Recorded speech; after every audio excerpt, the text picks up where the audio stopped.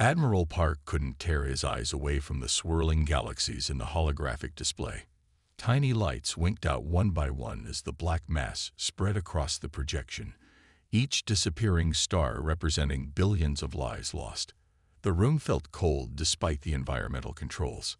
37 systems, he whispered, in only 10 years. The alien ambassador stood opposite him.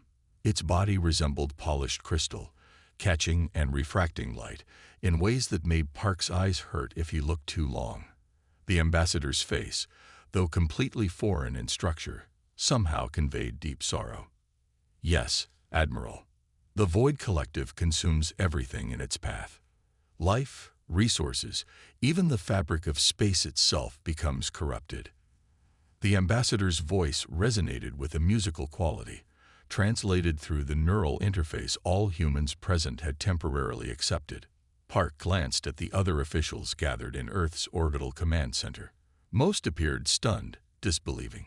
Humanity had achieved faster than light travel only 15 years earlier. Their exploration had reached barely a dozen nearby star systems.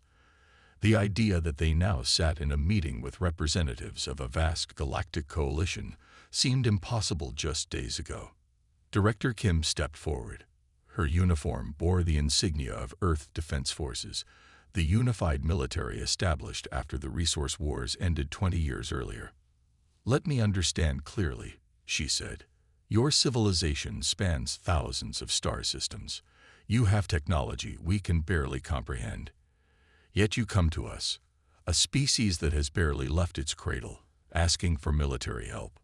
The ambassador's crystalline form shifted slightly.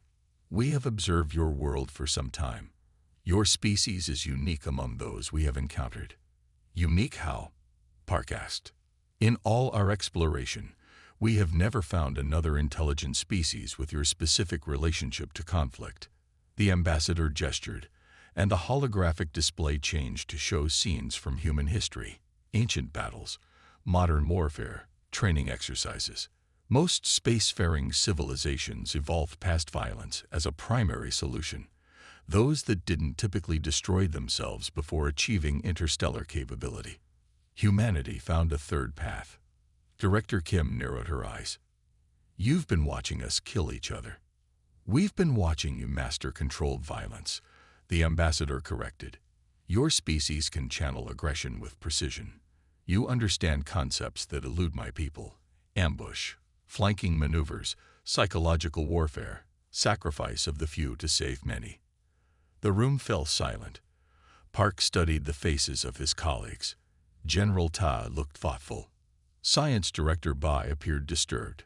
Director Kim's expression remained carefully neutral.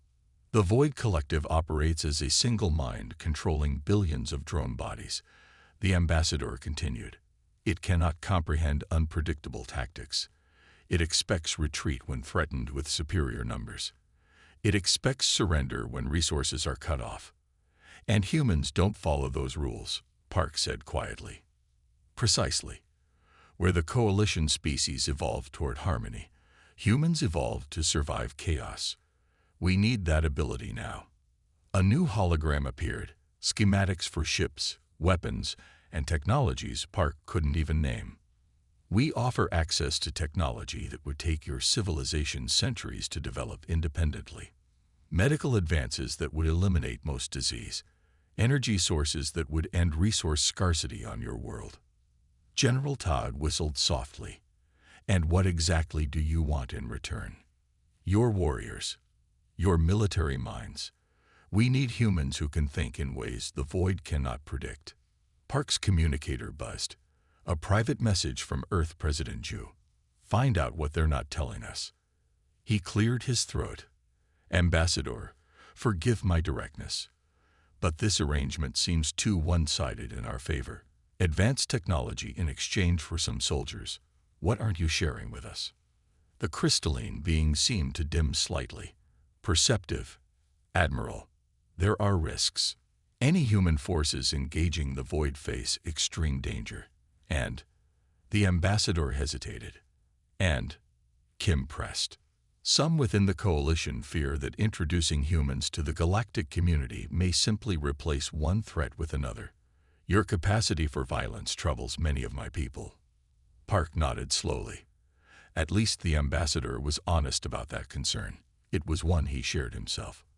How many humans would you need? Asked General Ta. Initially, perhaps 1,000 of your best. Commanders, special operations personnel, tacticians, those who can teach our forces and lead specialized missions.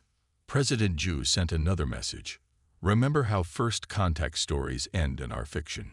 Proceed with caution. Park looked again at the holographic map, watching as another star system darkened. According to the display, the void's expansion would reach Earth's neighborhood within 50 years. We need time to consider this proposal, Park said finally.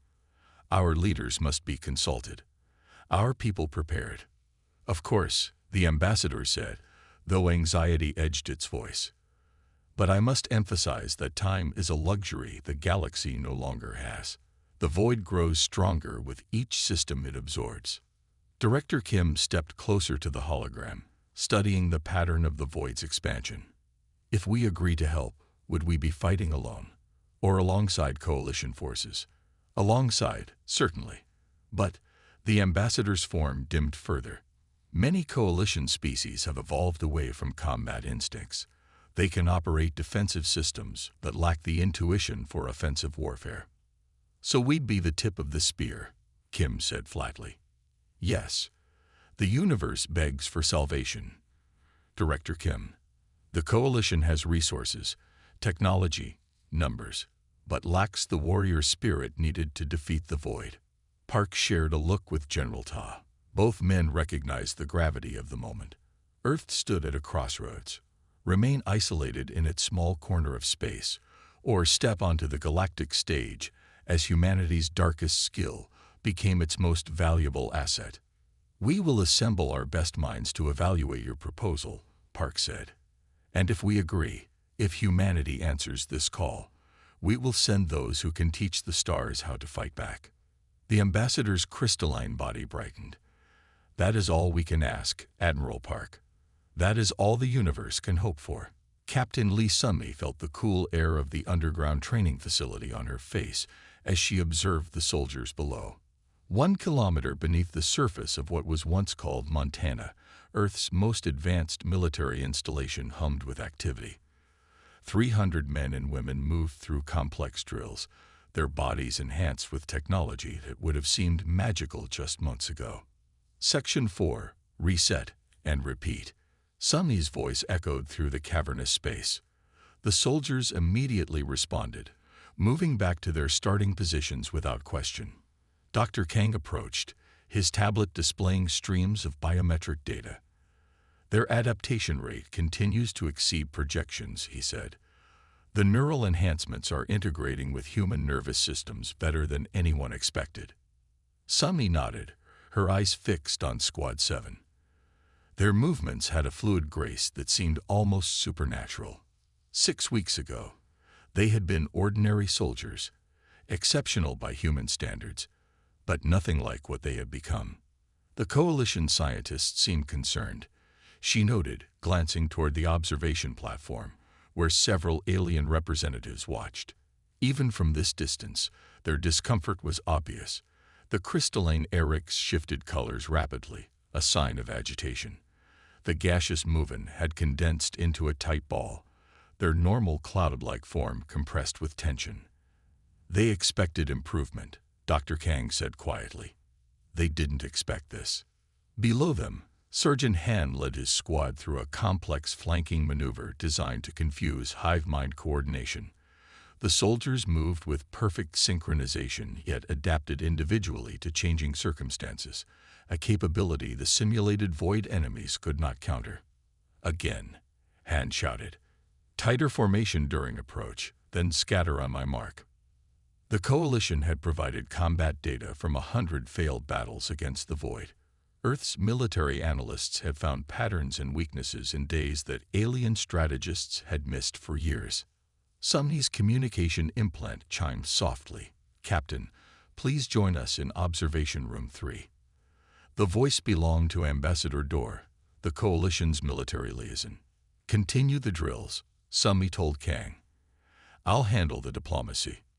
She made her way through reinforced corridors to the observation room. Inside, 3 alien representatives waited. Ambassador Dor resembled a tall humanoid with silver skin that reflected light like polished metal. Beside him stood Technical Director San, a short 6-limbed being, and Security Coordinator Leth, whose species communicated through color patterns that flashed across their translucent skin. "Captain Lee," Dor began, "we have concerns." Sumi kept her expression neutral. "About the training program. About its direction." Dor gestured to the monitor showing the training floor. The neural enhancements were designed to improve reaction time and coordination, but your soldiers are developing capabilities beyond our projections. "Isn't that what you wanted?" Sumi asked. "Warriors who can fight the void effectively." San stepped forward. "The simulation just completed had a 97% success rate. Our most elite units never achieved higher than 40% against the same scenario." "Because your people think like mathematicians," Sumi said. "You see patterns and optimal solutions. Humans see chaos and opportunity." Security Coordinator Leth flashed a series of rapid colors that the translator converted to words. "That is precisely our concern. Your species embraces chaos. The void is a threat because it is predictable but overwhelming. You are becoming unpredictable and potentially overwhelming." The implication hung in the air. Sumi understood immediately. They feared creating a new monster to replace the one they were fighting. "You came to Earth because we have what you lack," she said carefully. "Did you expect us to become less human through this process?" "We expected improvement within parameters," Dor replied. "Your soldiers are exceeding those parameters daily. Some can now mentally interface with systems faster than our own operators. Some show combat intuition that our simulations cannot explain." On the monitor, Surgeon Hand's squad was completing another run. Perfect scores flashed across the screen. "Yesterday," Ixan added, "one of your lieutenants suggested modifying our weapons systems in ways our engineers declared impossible. Yet his changes worked. The energy efficiency improved by 32%. Sumi smiled slightly. "That would be Lieutenant Du. He was a shipyard engineer before joining the military." Leth's colors shifted to deep purples and blues. "The other coalition species are becoming anxious. They agreed to human assistance, not human innovation." "The void adapts," Sumi replied firmly. "If we don't innovate, we die. All of us." A new alert flashed on the room's main display. General Yoon was requesting her presence in the command center. "If you'll excuse me," Sumi said, "I'm needed elsewhere." As she turned to leave, Dor spoke again. "Captain Lee, please understand. The coalition worlds are grateful, but some are beginning to ask what happens after the war. What happens when humans with these abilities no longer have the void to fight?" Sumi paused at the doorway. "With respect, Ambassador, perhaps you should worry first about ensuring there isn't after the war at all." She made her way to the command center, her mind troubled. The coalition had awakened something in humanity, potential that had always existed but never had the technology to express. She had seen it in her soldiers' eyes. They were becoming something new. In the command center, General Yoon waited with Intelligence Director Park.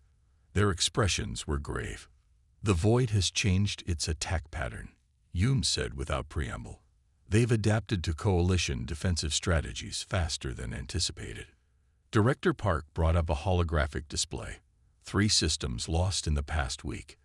The collective is accelerating. They know something has changed, Sumi realized. They can sense a new player has entered the game. Yu nodded. "The Coalition Council is voting tonight on deploying the first human combat units. Your training deadline just moved up, Captain. We deploy in 3 days." Sumi thought of her soldiers below. Still learning, still adapting to their enhancements. Not ready, but needed desperately. "We'll be ready, sir," she said, knowing it might be a lie. As she left the command center, She passed the alien observers again. They watched her with what she now recognized as fear. They had asked Earth for warriors, for salvation from an unstoppable enemy. What they hadn't expected was how quickly humans would exceed their expectations, or how much that success would terrify them. Colonel Yoon felt the heat of plasma fire through his combat armor as he pressed his back against the barricade. The air smelled like burning metal and ozone. Around him, the remains of Proxima Station's main defense platform lay in ruins. The station had been designed to house refugees, not withstand a direct assault from the Void Collective. "Status report," he called through the tactical communication link. "Team Alpha in position," came Sergeant Beck's steady voice. "Heavy casualties in Section 4. Coalition forces retreating to secondary defense line as expected." Yoon peeked over the edge of the barricade.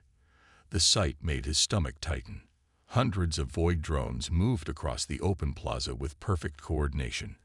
They looked almost human in shape, but their smooth black bodies absorbed light rather than reflected it. They moved as one organism, each step in perfect unison, each weapon firing in coordinated bursts. "How many civilians still in evacuation zone?" Yoon asked. Lieutenant Song's voice cracked with strain. "At least 2,000.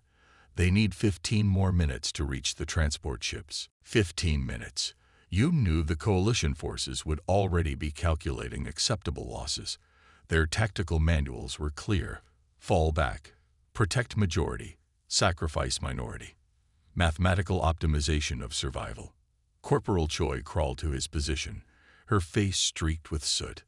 "Sir, Coalition Commander 10 requests immediate withdrawal to secondary defense line." She checked her weapon, a modified plasma rifle enhanced with Earth technology. "Their forces are already pulling back. They say our position is lost." Yoon felt a surge of anger. "They're abandoning those civilians. Standard procedure for them," Choi replied. Her eyes showed no judgment, just cold assessment. "They calculate that holding this position means total loss, while retreating saves 70% of the population." Yoon activated his neural enhancement, feeling the rush as his mind connected directly with his squad leaders. The technology the Coalition had given them allowed instant communication beyond anything Earth had developed. Not just words, but sensations, tactical awareness, even emotional states. "They expect us to retreat," he told his squad through the link. Standard Coalition tactics would be to fall back to the secondary defense line. Choi met his eyes.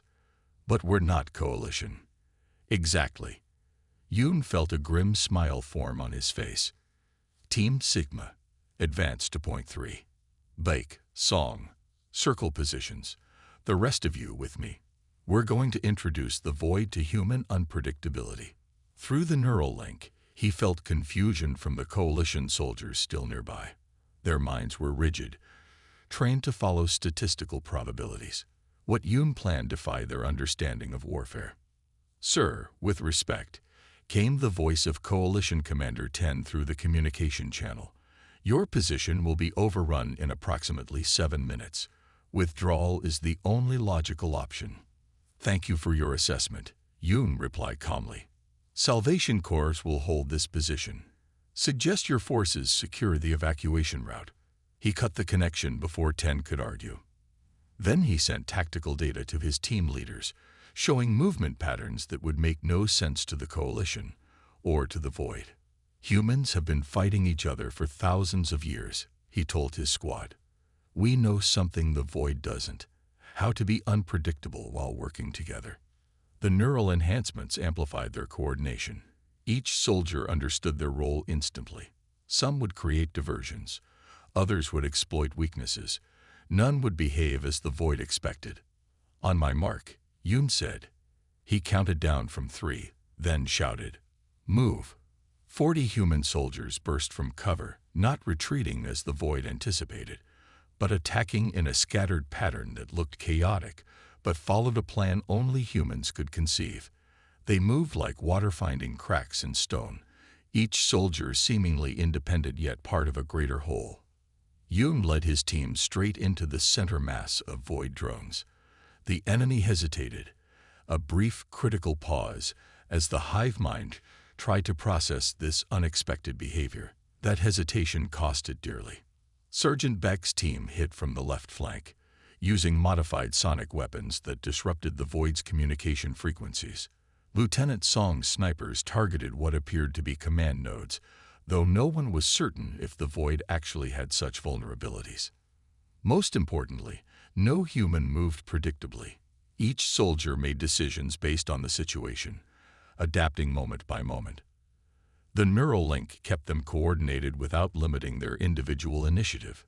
The Void drones began to show signs of confusion. Their perfect formation wavered. Some units fired at empty spaces, while others stood motionless, as if receiving conflicting commands. "It's working," Choi shouted as she rolled behind a fallen column, firing her weapon in 3-round bursts. "They can't adapt fast enough." Yoon felt a surge of hope. The Void operated as a single mind controlling countless bodies. It excelled at countering predictable tactics but struggled with true chaos, the kind humans had specialized in throughout their violent history. "Push forward," he commanded. "Don't give them time to regroup." The human forces pressed their advantage, each small team creating its own disruption.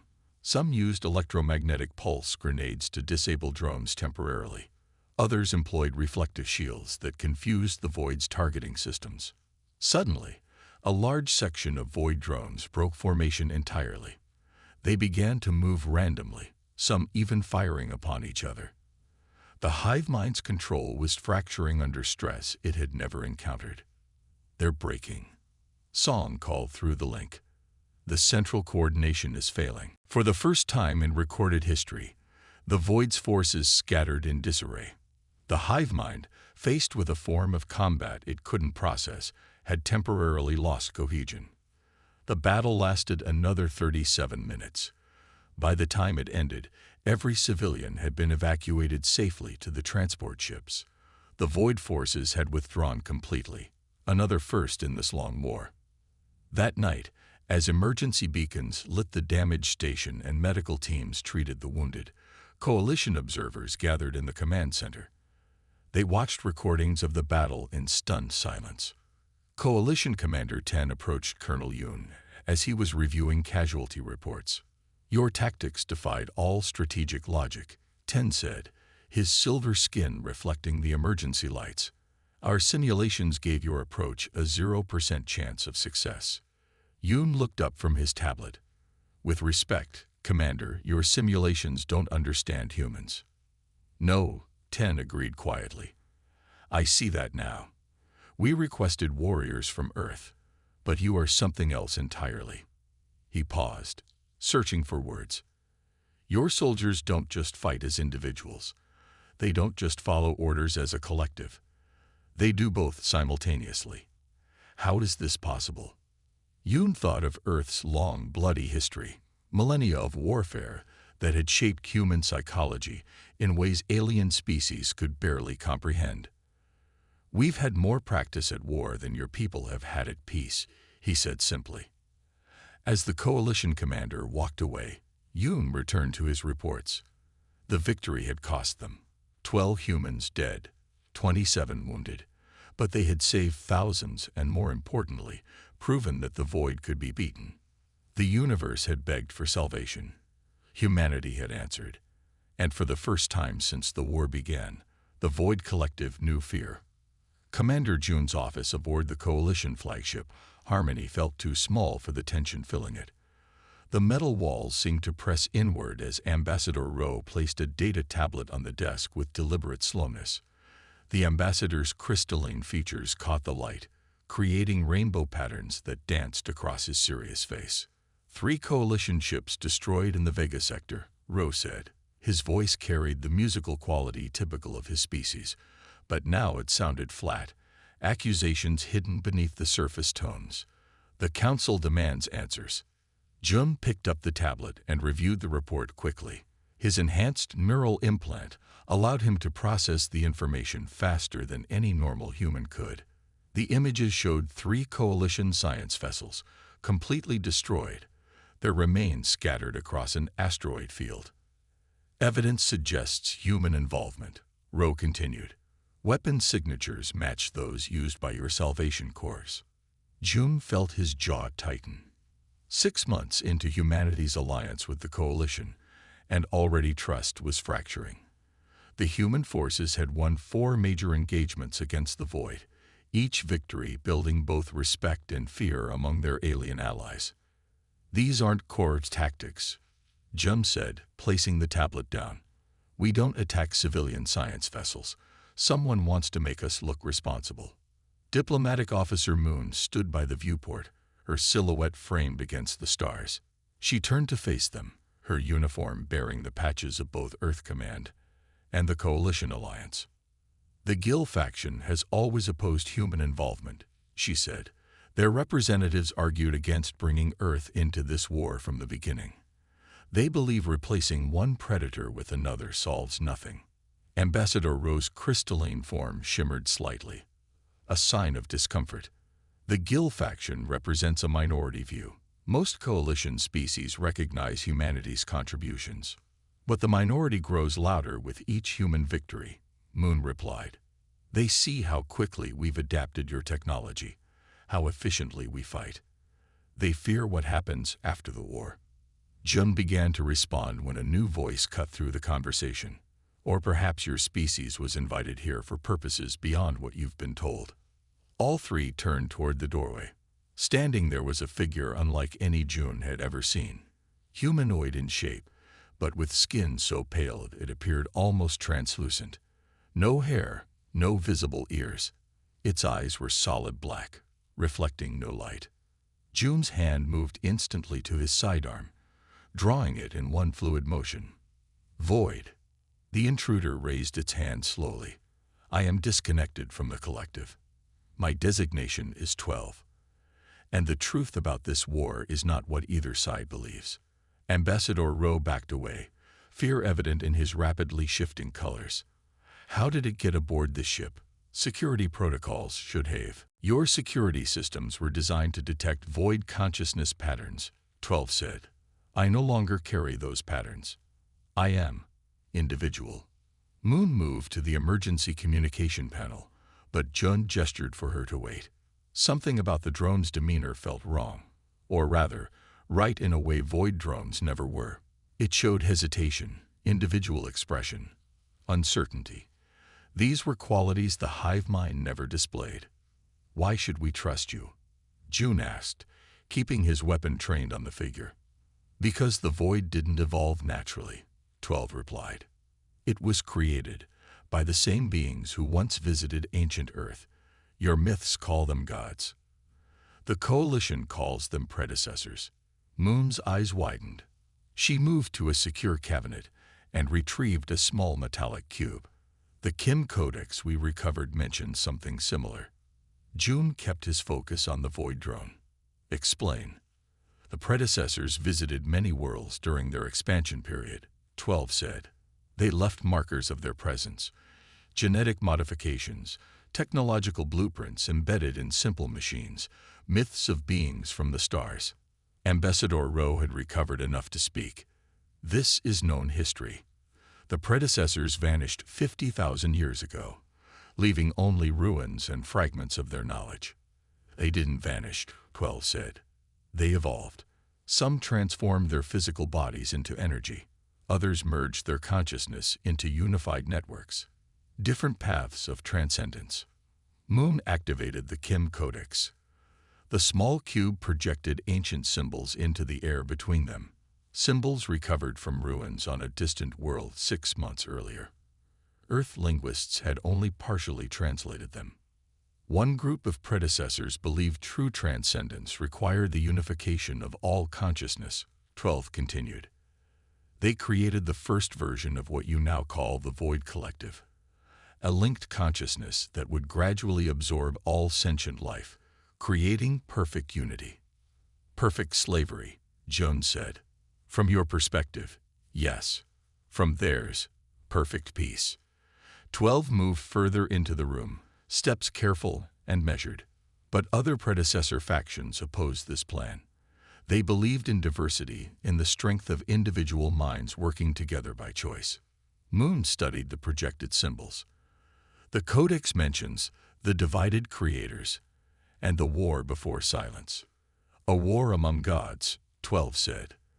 The faction that created the void was eventually defeated, their creation contained in a distant region of space.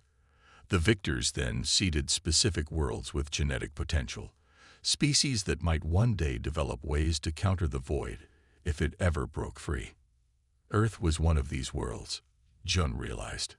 Yes, your aggressive instincts, your capacity for both individual action and group coordination, these weren't evolutionary accidents. They were tools placed in your genetic code, dormant until needed. Ambassador Rowe moved to the Codex projection. If this is true, why has the Coalition never discovered this history? Our archaeological studies of predecessor ruins span millennia. Because the predecessors who feared the void hid the truth, 12 said. They knew knowledge of such power would tempt new civilizations to recreate it. Only specific markers were left, guideposts to be found when needed. Why are you telling us this now? Jun asked, finally lowering his weapon slightly. Because the attacks on Coalition ships weren't conducted by humans or by the void. They were carried out by a third faction, predecessor descendants who believed the original plan of consciousness unification was correct. They seek to discredit humans because you represent the greatest threat to their goal. Moon closed the Codex. And why should we believe a void drone? How did you even separate from the collective? I was part of a specialized infiltration unit designed to study human combat tactics. Extended exposure to human neural patterns caused corruption in my connection to the collective. I began experiencing individuality. When the connection weakened enough, I escaped.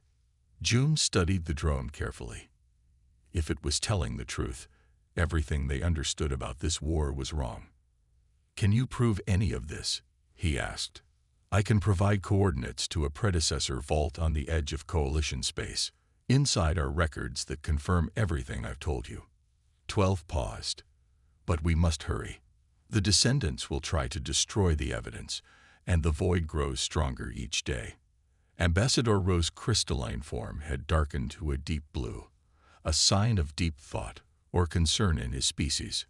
If what this drone says is true, he said slowly, then the entire strategic foundation of our war effort must change. Moon nodded. And if it's lying, we could be led into a trap. Jun made his decision. We'll verify this information, but carefully. Officer Moon, assemble a small team. Our best people only. Ambassador, we'll need a Coalition vessel that won't draw attention. And me? 12 asked.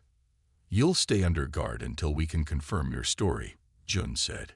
If you're telling the truth, you've just changed the course of this war. If not, he raised his weapon again. I'll personally ensure you rejoin the collective, permanently. As security officers arrived to take 12 away, Jun couldn't shake the feeling that they stood on the edge of discovering something that would reshape their understanding not just of this conflict, but of humanity's very purpose in the universe. General Sunmi Lee felt the weight of history on her shoulders as she stood on the command deck of the Salvation Prime. The massive ship hummed with power around her. It represented the best of both worlds. Earth's tactical design combined with Coalition technology. Through the main viewport, she could see their target. The neural hub of the Void Collective looked like a small moon made of darkness. It seemed to swallow the light of nearby stars. Status report, she said, her voice steady despite the pressure of the moment. 1 year of war had led to this point. Thousands of lives lost. Planets destroyed. All for the chance to end the void threat forever. Major Du approached with a tablet. His face showed the strain of 3 days without sleep, but his eyes remained sharp. All teams in position, General. And we've just received confirmation. Earth is under attack as predicted. The void took our bait. Sunmi nodded. Their plan had worked. By leaving Earth seemingly vulnerable, they had drawn the void's main forces away from its central hub. The deception had been costly. Earth's defenses would hold, but not without losses. The collective believes our main force is defending our homeworld, she said. Begin Phase 2. Around her, the command crew moved with purpose. Humans worked alongside coalition specialists at stations designed for both species. The view screens showed the infiltration team's progress. Captain Jin and her small force had already penetrated the outer defenses of the hub using stealth technology developed from 12's knowledge. Captain Jin reports they've reached the central chamber. Communications Officer Park announced. The modified consciousness disruptor is in position. Summi opened a direct channel to Jin. Captain, status. Jin's voice came through with static. The void's energy field interfered with communications. We're in position, General. The device is ready. There was a pause. We could destroy them all. The detonation setting would collapse the entire neural structure. Total victory. Summi closed her eyes briefly. The temptation was there. End the threat completely. The Coalition Council had authorized the destruction option. Many human leaders supported it too. After all the death caused by the Void, revenge would be easy to justify. That's what they expect, Summi replied. But humanity didn't come to replace one tyrant with another. Execute Protocol Harmony. She felt the eyes of everyone on the command deck turn toward her. Protocol Harmony was controversial. Based on 12's insights and the ancient knowledge recovered from the predecessor vault, Earth scientists had created a device that could do something previously thought impossible: sever the forced connections of the Void while preserving individual consciousness. Executing Protocol Harmony, Jin confirmed. Activation in 3, 2, 1. The view screens showed a pulse of brilliant white light spreading from the center of the hub. Unlike a weapon's flash, it moved slowly, washing over the dark structure like a gentle wave. For several seconds, nothing seemed to happen. Then the darkness began to change. Points of light appeared within it, first dozens, then thousands, then millions, like stars being born in a black sky. It's working, breathed Ambassador Rowe, who stood at Summi's side. The collective consciousness is fragmenting into individuals. The command deck erupted in cheers, but Summi raised her hand for silence. This is just the beginning, she said. The hard part comes next. Over the following hours, they watched as the former void structure transformed. The uniform blackness gave way to patches of color and light. The rigid geometric patterns broke into organic shades. Most importantly, communication signals began to emerge, not the single powerful broadcast of the hive mind, but billions of individual transmissions. We're receiving signals from the transformed drones, Officer Park reported. They're confused, disoriented. Many are asking for help. Send the welcome message, Summi ordered. All languages, all frequencies. The message was simple. You are free. You are individuals now. We offer peace and assistance. At the same time, reports flooded in from across the galaxy. Void forces attacking coalition worlds had suddenly stopped. Some drones shut down completely. Others seemed to wander aimlessly. None continued their assault. Earth Defense Command reports the attack has ended. Major Du announced. Void ships are retreating or going dormant. Summi allowed herself a small smile. Begin rescue operations. Priority to any drones showing signs of distress or confusion. General, Ambassador Rowe said privately, some on the Coalition Council may not agree with your decision. They expected elimination, not transformation. They'll adapt, Summi replied, just as we all must. 3 days later, Summi stood in a large observation room aboard a Coalition diplomatic vessel. Below, in what had once been the heart of the Void Hub, a remarkable scene unfolded. Former Void drones, now individuals with recovered identities, worked alongside Coalition scientists and human specialists. Early communication had revealed a stunning truth. Most drones had once been members of other species, absorbed against their will into the collective. Some remembered their past lives. Others had been part of the Void for so long that they had no individual memories to recover. All were beginning the difficult journey of discovering who they might become. Ambassador Ro approached, his crystalline form shimmering with colors that Sumi had learned to recognize as admiration mixed with uncertainty. "You could have eliminated them," he said. "The Coalition would have given you half the galaxy as reward." Sumi watched as a human medic helped a former drone learn to use its hands for gentle work rather than destruction. Nearby, Coalition linguists worked to understand the newly emerging languages of those who had been silent for millennia. Humanity didn't answer the call of the universe to conquer it. "Ambassador," she said quietly, "we came to save it, even from itself." Ro was silent for a moment.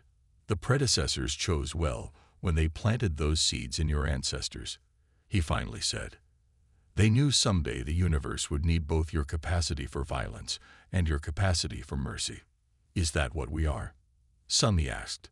"Just tools created by ancient beings for this specific purpose?"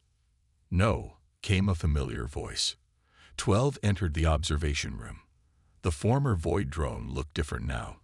Its pale skin had developed subtle patterns, and its eyes showed emotion. "You became far more than your creators intended. They gave you the capacity for war, but you developed the wisdom to know when not to use it." Sumi turned back to the viewport. Below, billions of beings were beginning new lives. The war that had threatened all life in the galaxy was over, not through destruction, but through transformation. "There will be challenges ahead," she said. "Not everyone will accept this outcome. Some will fear these former void drones. Others will want to use them or control them." "And humanity?" Ro asked. "What does Earth want now?" Sumi thought of home, the blue planet that had sent its deadliest warriors across the stars, only to have them choose mercy at the decisive moment. "We want what we've always wanted," she said. "A chance to build something better than what came before." As the ship prepared to return to Earth, Sumi took one last look at the transformed hub. Where once darkness had consumed everything, now countless points of light shone. Individual stars in what had been an endless night. The universe had begged for salvation from destruction.